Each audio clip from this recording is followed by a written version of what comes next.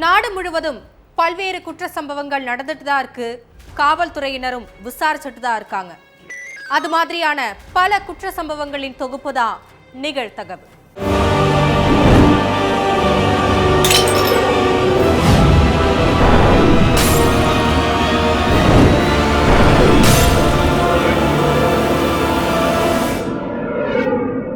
நிகழ்தகவு.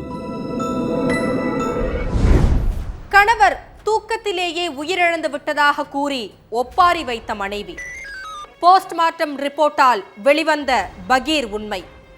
கழுத்தை நெரித்து துடிக்க துடிக்க கொன்றுவிட்டு மனைவி கபட நாடகம். யாருக்கும் சந்தேகம் வராதபடி அழுது புரண்டு நாடகமாடியும் உண்மை வெளிச்சத்திற்கு வந்தது எப்படி? நடந்தது என்ன?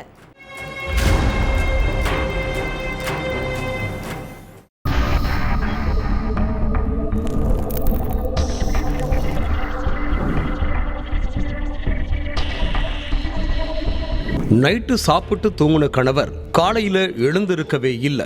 தூக்கத்திலேயே உயிரிழந்துட்டாருன்னு மனைவி பிரசன்னா சொந்தக்காரங்க கிட்ட சொல்லி அழுதுருக்காங்க.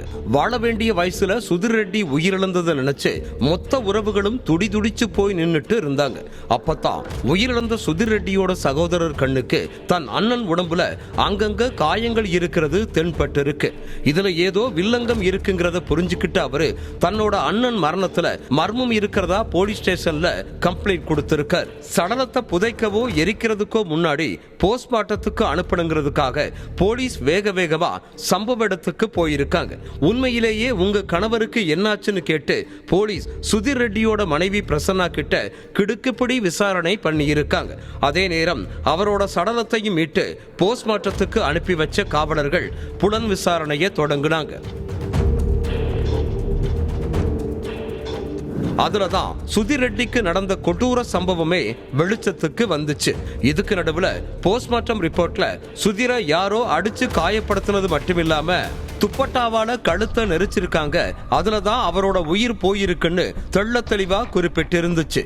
அதை பார்த்து மொத்த குடும்பமுமே ஒரு நிமிஷம் ஷாக் ஆகி நின்று இருக்காங்க.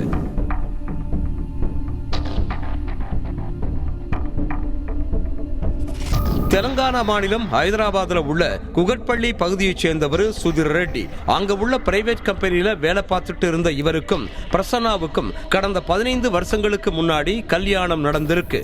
இந்த தம்பதிக்கு 9 வயசுல ஒரு மகன் இருக்கான். பிரசன்னா தன்னோட வீட்டுக்கு பக்கத்திலேயே சின்ன அளவுல மளிகை கடை நடத்திட்டு வந்திருக்காங்க. தெரு தெருவா போய் உணவுப் பொருள் விற்பனை செஞ்சுட்டு இருந்த இளைஞன் ஒருத்தன் பிரசன்னா கடை நடத்திட்டு வர்ற ஏரியாக்கு அடிக்கடி போயிருக்கான். அப்போ 2 பேருக்கும் இடையில பழக்கம் ஏற்பட்டு இருக்கு. அந்த பழக்கம் நாளடைவுல திருமணத்தை மீறின உறவா மாறி இருக்கு. சுதிர் ரெட்டி வேலைக்கு போன நேரம் பார்த்து அந்த இளைஞன் அடிக்கடி பிரசன்னாவோட வீட்டுக்கு வந்திருக்கான்.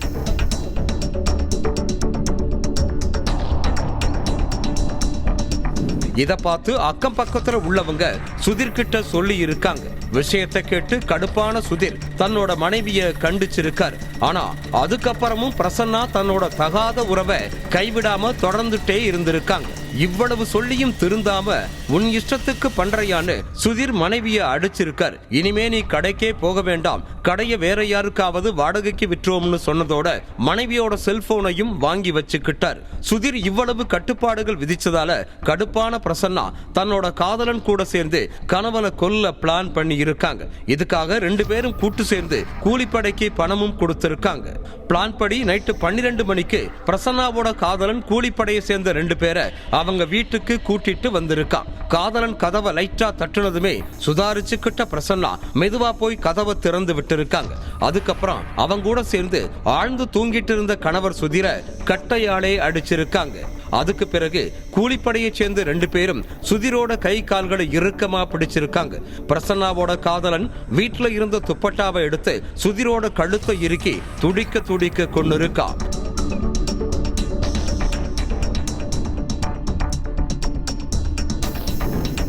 இது எல்லாத்தையும் கட்டிலுக்கு பக்கத்திலேயே நின்னு வேடிக்கை பார்த்துட்டு இருந்திருக்காங்க மனைவி பிரசன்னா.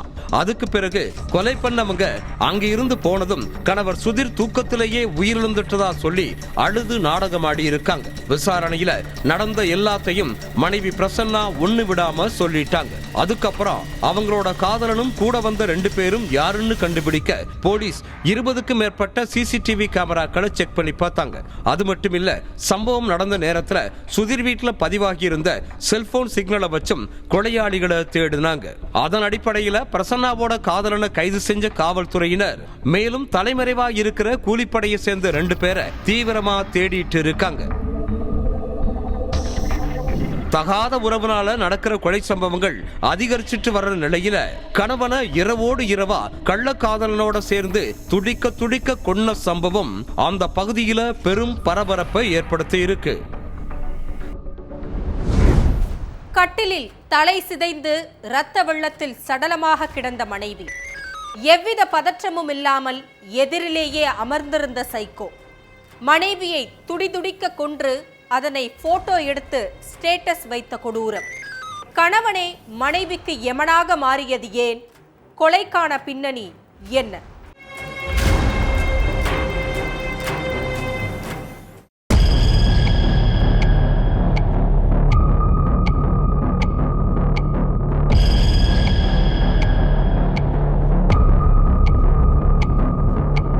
காவல் உதவி எண் 100க்கு ஒருத்தர் போன் பண்ணி இருக்கார்.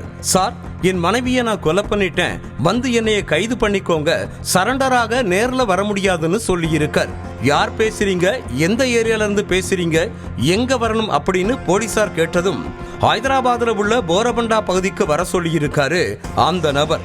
அந்த நபரோட வீட்டுக்குள்ள போய் போலீஸ் பாக்குறப்ப சரஸ்வதி அப்படிங்கிற பொண்ணு தலை சிதஞ்ச நிலையில ரத்த வெள்ளத்துல சடலமா கிடந்திருக்காங்க.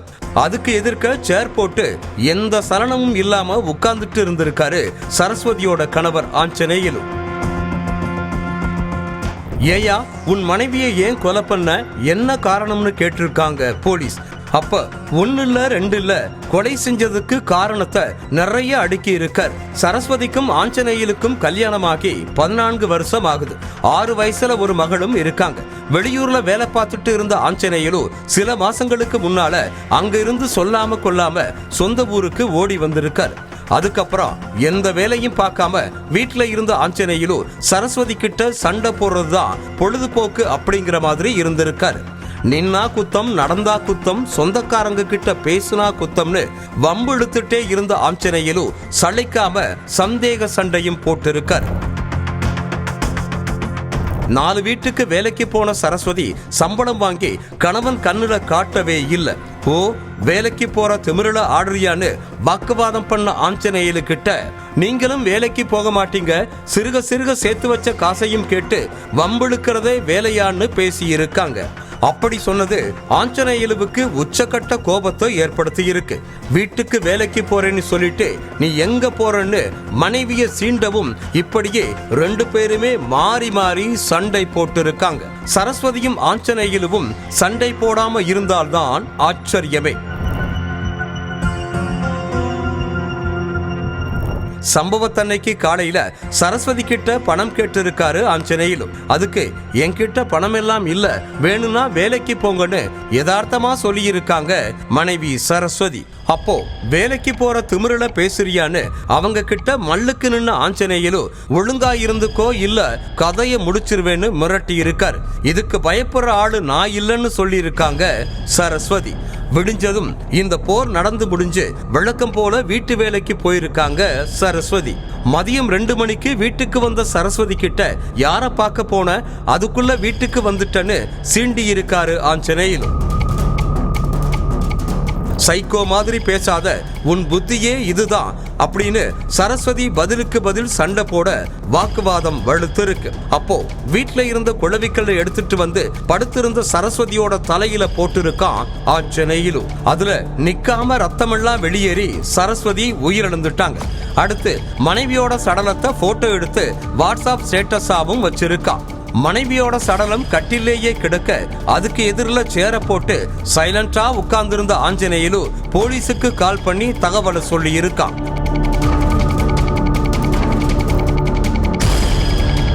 உடனே அங்க வந்த போலீசார் கிட்ட எந்த பதற்றமும் இல்லாம பதில் சொல்லி இருக்கான் ஆஞ்சநேயலு.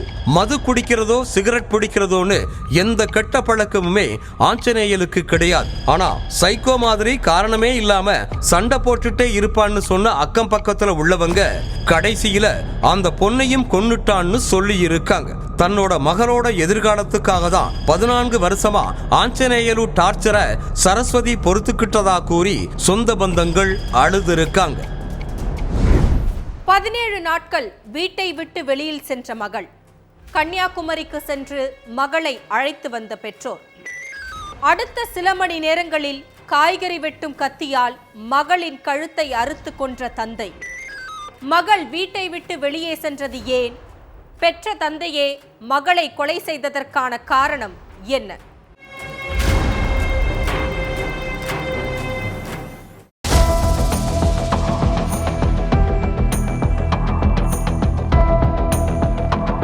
கடைக்கு போயிட்டு வீட்டுக்கு வந்த மனைவி மகள் கிடந்த கோலத்தை பார்த்து கத்தி கூப்பாடு போட்டு இருக்காங்க.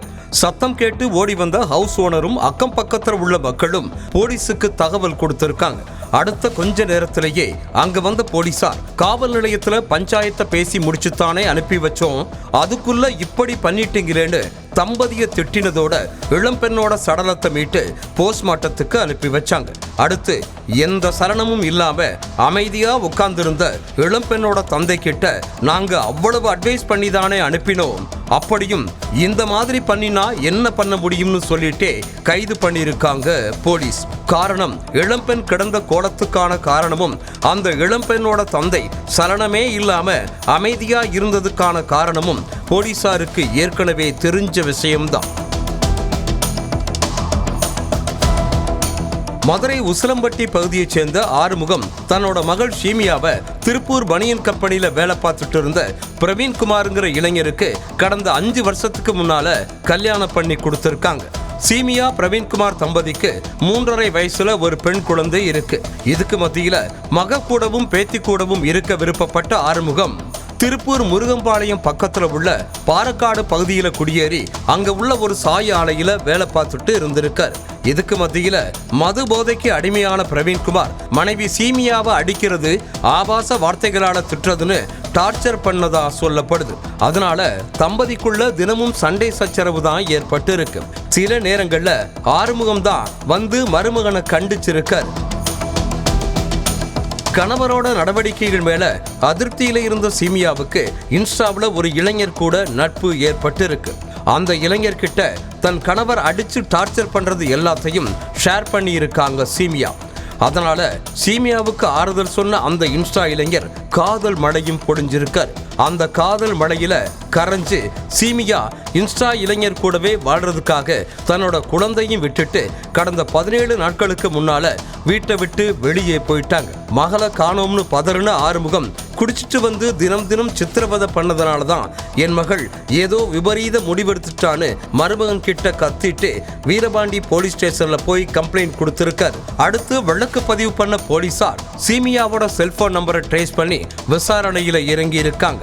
அதுல சீமியா கன்னியாகுமரியில இருக்கிறதா லொகேஷன் காட்டி இருக்கு. அதுக்கு பிறகு குமரிக்கு போன போலீசார் இன்ஸ்டா இளைஞரோட இருந்த சீமியாவை மீட்டு விசாரணை நடத்தி இருக்காங்க. அப்பதான் இன்ஸ்டா இளைஞர் கூட இருந்த காதல் விவகாரமே சீமியாவோட பெற்றோருக்கு தெரிய வந்திருக்கு. அடுத்து குழந்தை முகத்தை காட்டி சீமியாவை ஆறுமுகம் அழைச்சிருக்காரு. அதனால மனசு மாறின மகள் போலீசார் கூட திருப்பூருக்கு வந்திருக்காங்க. அடுத்து காவல் நிலையத்துல வச்சு சீமியாவுக்கு அறிவுரை சொன்ன போலீசார் ஏதோ தெரியாம பண்ணிட்டாங்க, வீட்டுக்கு போய் திட்டவோ இல்ல நடந்த விஷயத்த சொல்லி குத்தி காட்டவோ கூடாதுன்னு ஆறுமுகத்துக்கும் அட்வைஸ் பண்ணியிருக்காங்க போலீஸ். அதுக்கு பிறகு வீட்டுக்கு வந்த சீமியா கட்டில்ல படுத்து உறங்கிட்டு இருந்திருக்காங்க. மகளை பார்த்து ஆத்திரத்தோட உச்சிக்கே போன ஆறுமுகம் குழந்தைய விட்டுட்டு வேறொரு இளைஞர் கூட போக உனக்கு மனசு எப்படி வந்ததுன்னு கேட்டு கத்தி இருக்கார். பதிலுக்கு கத்துன சீமியா பிரவீன் படுத்துற கொடுமையில நான் எப்படி அவரோட வாழ்றதுன்னு தான் செஞ்ச காரியத்தை நியாயப்படுத்தி பேசி இருக்காங்க. அப்பாவுக்கும் மகளுக்கும் இந்த சண்டை நடக்கிறப்ப கடைக்கு போயிட்டாங்க சீமியாவோட அம்மா. அதனால வாக்குவாதம் முத்தி இருக்கு. ஒரு கட்டத்துல டென்ஷனான ஆறுமுகம் காய்கறி வெட்டுற கத்தியால மகளோட கழுத்தை அறுத்து கொலை செஞ்சிருக்கார். இதுக்கடையில கடைக்கு போயிட்டு வந்த தாய் மகள் கொலை செய்யப்பட்டு கிடந்ததை பார்த்து கத்தி கூப்பாடு போட்டு இருக்காங்க.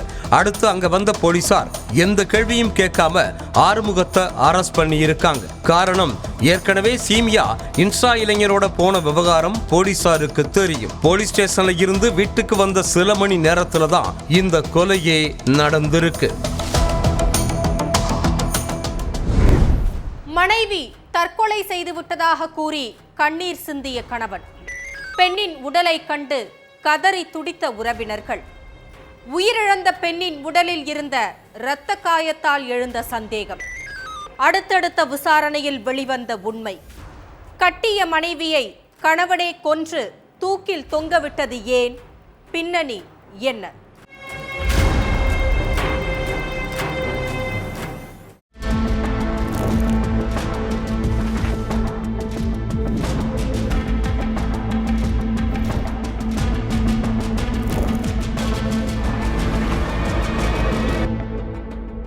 காலங்காத்தால வீட்டு வாசல்ல நின்று ஒருத்தர் கதறி அழுதுட்டு இருந்திருக்காரு.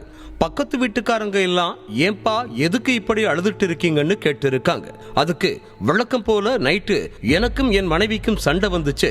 அந்த கோவத்துல நடுராத்திரி வீட்டை விட்டு வெளியேறி பக்கத்துல உள்ள ஒரு மரத்துல தூக்கு மாட்டிட்டு தற்கொலை பண்ணிக்கிட்டான்னு சொல்லி ஆதேஷ் கண்ணீர் வடிச்சிருக்கார். உடனே அந்த பக்கத்து வீட்டுக்காரங்க ஆதேஷ் சொன்ன இடத்துக்கு போய் பார்த்திருக்காங்க. அங்க அவரோட மனைவி பார்வதி தூக்குல தொங்கி சடலமா கிடந்ததை பார்த்து அதிர்ச்சியில உறைஞ்சு போய் நின்று இருக்காங்க. விஷயம் தெரிஞ்சு சம்பவ இடத்துக்கு வந்த போலீஸ் ஆதேஷ் கிட்ட விசாரணை நடத்திட்டு இருந்தாங்க. இதுக்கிடையில பார்வதியோட அக்காவும் சொந்தக்காரங்களும் வந்து கதறி அழுது இருக்காங்க. அப்பதான் பார்வதியோட அக்கா கண்ணுக்கு அவங்க உடம்புல அங்கங்க காயம் இருந்தது தெரிஞ்சிருக்கு. அதுக்கப்புறம் தான் இவ்வளவு நேரமா ஆதேஷ் சொன்னது எல்லாமே பொய்ங்கிறது கொஞ்சம் கொஞ்சமா தெரிய ஆரம்பிச்சிருக்கு. பீகார் மாநிலம் பூர்ணியாவை சேர்ந்த ஆதேஷுக்கும் பார்வதிக்கும் கடந்த 10 வருடங்களுக்கு முன்னாடி கல்யாணம் நடந்திருக்கு. இந்த தம்பதிக்கு 2 மகள்கள் இருக்காங்க. இதுக்கிடையில ஆதேஷுக்கும் ஏற்கனவே திருமணமாகி கணவரை விட்டு பிரிஞ்சு வாழ்ந்துட்டு இருக்கிற 25 வயசு இளம் பெண்ணுக்கு இடையில பழக்கம் ஏற்பட்டிருக்கு. இந்த பழக்கம் நாளடைவுல நெருக்கமாகி அது திருமணத்தை கடந்த உறவா மாறி இருக்கு. கடந்த 2 வருஷத்துக்கு மேல ஆதேஷும் அந்த இளப்பெண்ணும் தகாத உறவுல இருந்துட்டு வந்ததா சொல்லப்படுது. கடந்த சில மாசங்களுக்கு முன்னாடி தன்னோட கணவர் ஆதேஷ் வேறொரு பொண்ணு கூட தகாத உறவு வச்சிருக்கிற விஷயம் மனைவி பார்வதிக்கு தெரிஞ்சிருக்கு. வெறும் சந்தேகத்தை வச்சு பேசினா தப்பாகிரும், கையும் களவுமா பிடிச்சாதான் பிரச்சனைக்கு ஒரு முடிவு கட்ட முடியும்னு நினைச்ச பார்வதி ஆதேஷுக்கு தெரியாம அவரை ஃபாலோ பண்ணி இருக்காங்க. கூடவே நெருங்கின உறவினர்கள் ஒரு சிலரையும் கூப்பிட்டு போயிருக்காங்க. அதே பகுதியில் உள்ள இளம்பெண்ணோட வீட்டுல கணவர் ஆதேஷ் அந்த பொண்ணு கூட தனிமையில இருந்தப்போ பார்வதி அவங்கள கையும் களவுமா பிடிச்சிருக்காங்க. இளம்பெண் வீட்டுல வச்சு வசமா மாட்டிக்கிட்ட ஆதேஷ் மனைவி முன்னாடியும் உறவினர்கள் முன்னாடியும் கூனி குறுகி போய் நின்று இருக்காரு. தகாத உறவை கைவிட்டுட்டு ஒழுங்கா குடும்பத்தை பாருன்னு சொந்தக்காரங்க எல்லாம் ஆதேஷ கண்டிச்சிருக்காங்க. இவ்வளவு பிரச்சனை நடந்ததால ஆதேஷ் கொஞ்ச நாள் இளம்பெண் கூட பேசாம பழகாம இருந்திருக்காரு. ஆனா ஒரு சில மாசங்களுக்கு அப்புறம் திரும்பவும் இளம்பெண் கூட பழக ஆரம்பிச்சிருக்காரு. அப்போ எல்லார் முன்னாடியும் வச்சும் உன் மனைவி என்ன அவமானப்படுத்திட்டா, அவளை கொன்னாதான் இனிமே உன் கூட பேசுவேன் பழகுவேன்னு காதலியான அந்த இளம்பெண் ஆதேஷ் கிட்ட திட்டவட்டமா சொல்லி இருக்காங்க. காதலியோட வார்த்தைய வேத வாக்கா நினைச்ச ஆதேஷ் மனைவிய தீர்த்து கட்ட பிளான் போட்டு இருக்கான். சம்பவத்தன்னைக்கு நைட்டு மது போதையில வீட்டுக்கு வந்த ஆதேஷ் தூங்கிட்டு இருந்த மனைவி பார்வதிய கண்மூடித்தனமா தாக்குனது மட்டுமில்லாம அவங்க முகத்துல தலையணைய வச்சு அழுத்தி துடிதுடிக்க கொலை பண்ணி இருக்கான். இதெல்லாம் நடந்தது நைட் 11 மணிக்கு. அடுத்து 2 மணி நேரம் கழிச்சு போதை தெளிஞ்சதுக்கு அப்புறம் மனைவியை கொன்னுட்டேமேன்னு நினைச்சு ஆதேஷ் பதற்றம் அடைஞ்சிருக்கான். பார்வதி குடும்ப பிரச்சனையால வீட்டை விட்டு வெளியேறி தற்கொலை பண்ணிக்கிற மாதிரி செட்டப் பண்றதுக்காக சடலத்தை பக்கத்துல உள்ள ஆள் நடமாட்டம் இல்லாத இடத்துக்கு கொண்டு போய் அங்க உள்ள மரத்துல கயிறை கட்டி தூக்குல தொங்க விட்டு இருக்கான். அதுக்கப்புறம் விடிஞ்சதும் அக்கம் பக்கத்துல உள்ளவங்களை கூப்பிட்டு என் மனைவி தூக்குல தொங்கிட்டான்னு சொல்லி அழுது நாடகமாடி இருக்கான்.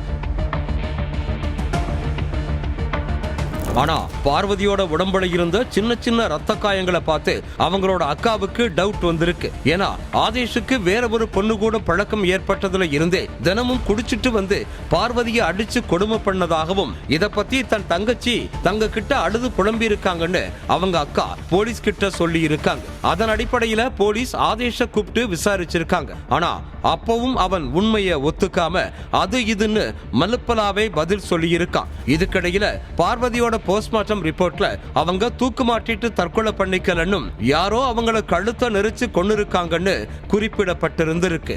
அதுக்கப்புறம் போலீஸ் நடத்தின கிடுக்குப்பிடி விசாரணையில ஆதேஷ் உண்மையை ஒத்துக்கிட்டான். விசாரணைக்கு அப்புறம் போலீஸ் ஆதேஷ அரெஸ்ட் பண்ணி ஜெயிலில் அடைச்சிட்டாங்க. பள்ளி மாணவிகளை மிரட்டியே பாலியல் தொழிலில் ஈடுபடுத்திய கும்பல், தப்பி ஓடி காவல் நிலையத்திற்கு வந்த சிறுமிகள், மாணவிகளிடம் நடத்திய விசாரணை மூலம் சிக்கிய 23 பேர், ஏற்கனவே மதபோதகர் உள்ளிட்ட 16 பேர் தண்டனை அனுபவித்துக் கொண்டிருக்கும் நிலையில் தலைமறைவாக இருந்து பிடிப்பட்ட 3 பேர் மீது தனியாக நடந்து வந்த வழக்கில் தற்போது தீர்ப்பு. மாணவிகளின் வாழ்க்கையை நாசமாக்கிய கும்பலுக்கு விதிக்கப்பட்ட தண்டனை விவரங்கள் என்ன?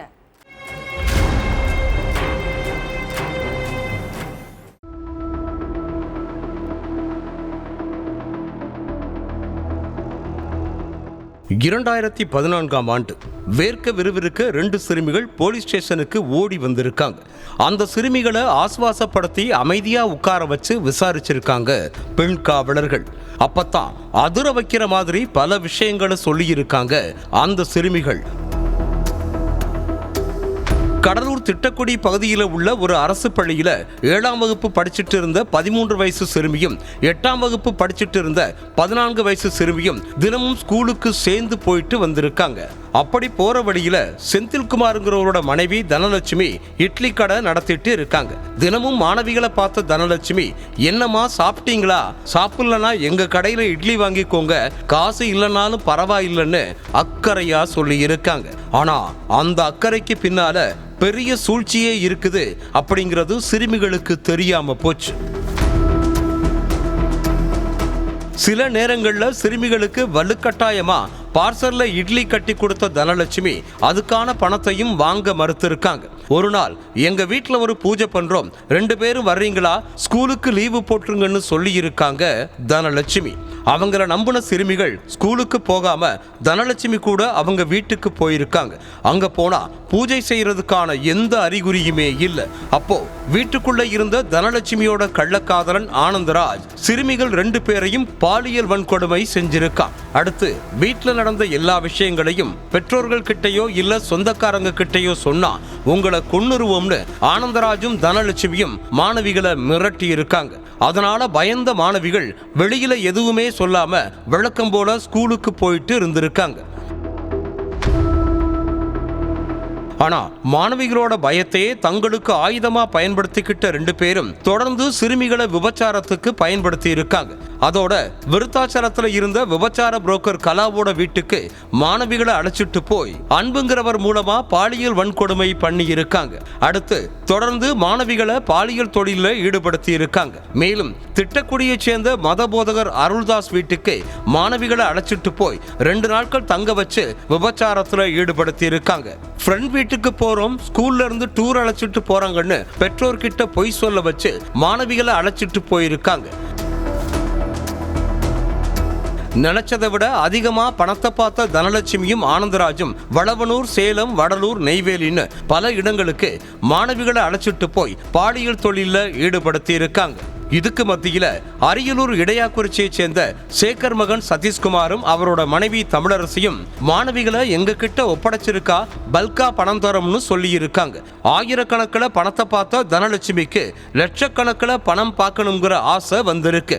அதனால சதீஷ்குமார் கிட்ட பெரிய தொகையை வாங்கிட்டு மாணவிகளை ஒப்படைச்சிருக்காங்க. அடுத்து மாணவிகள் தன் கைவசம் வந்ததும் பள்ளி விடுமுறை நாட்கள்ல ஸ்பெஷல் கிளாஸ்னு வீட்டுல சொல்லிட்டு வெளியே வந்துடணும், எப்ப கூப்பிட்டாலும் பெற்றோர்களுக்கு தெரியாம வெளியே வரணும்னு தங்களோட பங்குக்கு மிரட்டி இருக்காங்க சதீஷ்குமாரும் தனலட்சுமியும்.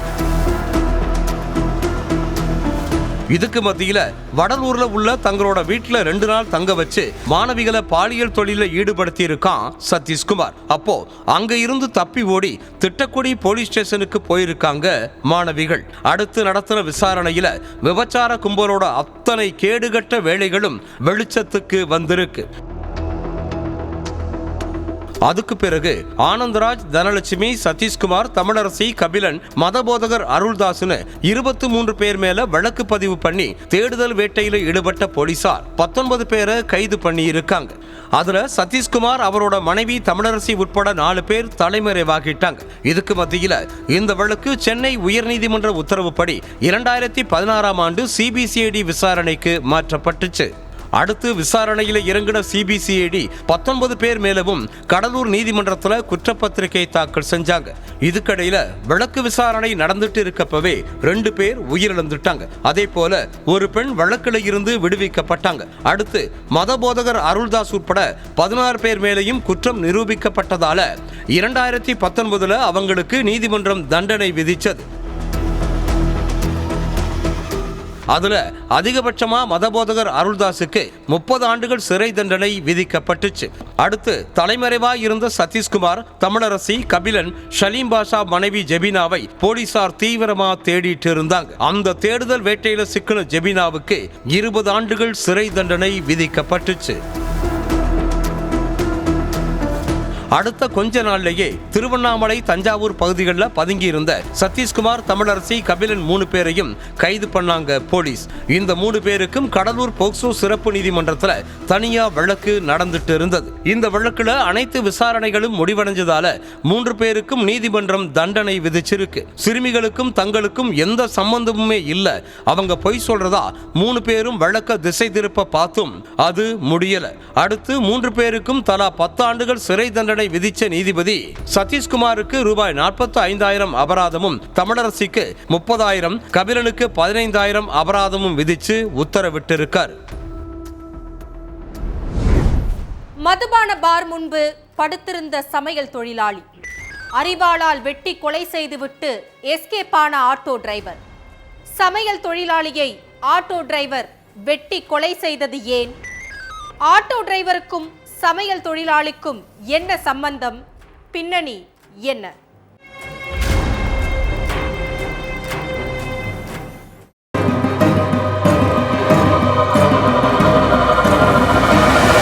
மதுபான பாருக்கு முன்னால ஒரு ஆணோட சடலம் கிடக்கிறதா போலீஸுக்கு ஒரு போன் கால் போயிருக்கு. அடுத்து அங்க வந்த போலீசார் சடலத்தை மீட்டு போஸ்ட்மார்ட்டத்துக்காக ஹாஸ்பிட்டலுக்கு அனுப்பி வச்சுட்டு சம்பவம் நடந்த இடத்துல இருந்த சிசிடிவி கேமராக்களை செக் பண்ணி இருக்காங்க. அதுல 50 வயசு மதிக்கத்தக்க ஒரு நபரை சிலர் தூக்கிட்டு வந்து பாருக்கு முன்னால போடுற காட்சியும், அடுத்த கொஞ்ச நேரத்துல காக்கி யூனிஃபார்ம்ல இருந்த ஒரு ஆட்டோ டிரைவர் 50 வயசு மதிக்கத்தக்க நபரை அரிவாளால வெட்டி கொண்டு போட்டு போற காட்சியும் பதிவாகி இருந்துச்சு. அடுத்து அந்த சிசிடிவி காட்சி பதிவுகளை வச்சு பார் முன்னால படுத்திருந்த நபர் யாரு, அரிவாளால வெட்டி கொலை செஞ்ச ஆட்டோ டிரைவர் யாருன்னு விசாரணையில இறங்கி இருக்காங்க போலீசார். அதே மாதிரி பாருக்குள்ள இருந்து முதியவரை தூக்கி வந்து வெளியே போடுறது யாருன்னு விசாரிச்சிருக்காங்க. அப்போ முதியவரை தூக்கி வந்து முன்னால போட்டது பார்ல வேலை பார்க்கிற ஊழியர்கள் தான் அப்படிங்கிறது தெரிய வந்துச்சு. அடுத்து அந்த ஊழியர்கள் கிட்ட விசாரணை நடத்தியிருக்காங்க போலீசார். முதியவர் பார்ல மது குடிச்சிட்டு இருந்ததாகவும், அப்போ கொலை செஞ்ச ஆட்டோ டிரைவருக்கும் முதியவருக்கும் வாக்குவாதம் ஏற்பட்டதாகவும், 2 பேரும் மாத்தி மாத்தி ஆபாச வார்த்தைகள்ல பேசினதாகவும் சொல்லி இருக்காங்க ஊழியர்கள். அடுத்து நைட்டு 11 மணிக்கு பார்லையே தூங்கிட்டாரு முதியவர். அதுக்கு பிறகு பாரை மூடுற நேரம் வந்ததால முதியவரை தூக்கி வந்து முன்னால போட்டதாகவும் சொல்லி இருக்காங்க ஊழியர்கள். அடுத்து 45 நிமிடங்களுக்கு பிறகுதான் பார் முன்னால வந்த அந்த ஆட்டோ டிரைவர் போதையில தூங்கிட்டு இருந்த முதியவரோட வலது பக்க கழுத்து, முகம், தாடையில கொடூரமா வெட்டி கொலை செஞ்சுட்டு அங்க இருந்து போயிருக்கார். இந்த விசாரணைக்கு மத்தியில போலீஸுக்கு இன்னொரு கால் வந்திருக்கு. சார், நீங்க தேர்ற டிரைவர் ஆட்டோ ஸ்டாண்ட்ல போதையில நிக்கிறதா எதிர்முனையில பேசின நபர் சொல்லி இருக்காரு. அடுத்து ஆட்டோ ஸ்டாண்டுக்கு போன போலீசார் அந்த டிரைவரை சுத்தி வளைச்சு கைது பண்ணி இருக்காங்க. அப்பதான் அவரோட பேரு தமிழ்ச்செல்வங்கிறதும் கோவை திருமலை நாயக்கன் பாளையம் பெருமாள் கோவில் வீதியை சேர்ந்தவருங்கிறதும் தெரிய வந்துச்சு. அதே மாதிரி உயிரிழந்த நபரோட பேரு சுரேஷ்ங்கிறதும் ஒன்னிப்பாளையம் கோகுலம் காலனியைச் சேர்ந்த அவரு கேட்டரிங் தொழில் செஞ்சுட்டு இருந்ததும் தெரிய வந்துச்சு. பெரியநாயக்கன் பாளையம் பக்கத்துல உள்ள சின்னமத்தம் பாளையம் பகுதியில் உள்ள Spartan sports regression club F2 மதுபான பாருக்கு 2 பேருமே மது குடிக்க வந்திருக்காங்க. இவங்களுக்கு எந்த முன்விரோதமும் இல்லாதப்ப தலைக்கேறின போதையில இருந்த 2 பேரும் நேருக்கு நேரா சாதாரணமா இடிச்சிருக்காங்க. என் மேலேயே இடிக்கிறியான்னு 2 பேருக்குள்ளேயும் தகராறு ஏற்பட்டு இருக்கு. அந்த தகராறோட தாக்கத்திலேயே பாரை விட்டு வெளியே போன தமிழ்ச்செல்வன் மறுபடியும் அந்த வழியா போறப்ப பாருக்கு முன்னால சுரேஷை பார்த்திருக்கார். அப்பத்தான் ஆட்டோவுல கிடந்த அரிவாளை எடுத்து வந்து வெட்டி கொலை செஞ்சுட்டு போயிருக்கார். மது போதையில ஒரு உசுறு போனது மட்டுமில்லாம ஆட்டோ டிரைவரும் கம்பி எண்ணிட்டு இருக்கார். ஒவ்வொரு குற்றங்களின் முடிவும் சட்டத்தின் கையில். விசாரணை தொடரும். பார்க்கலாம் அடுத்த நிகழ்தகவில்.